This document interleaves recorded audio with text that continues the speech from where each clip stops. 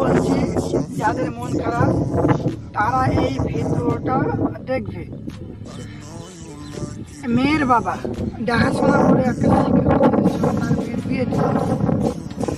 বিয়ে দেওয়ার পর তার মেয়ের জামাই তার বাড়ি বেড়াতে এসেছে তার মেয়েকে নিয়ে। জামাই বসে আছে, তখন মেয়ের বাপ মানে তার শ্বশুর তার সামনে একটা বই নিয়ে গেছে।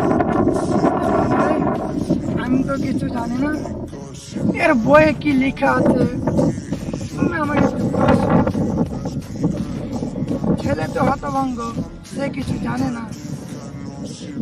ছেলে মনে দুঃখে বইকে সামনে রেখে, ছেলে মনে দুঃখে বইটাকে সামনে রেখে আর কি বলবো ভাই, একবারে কান্দা লেগেছে।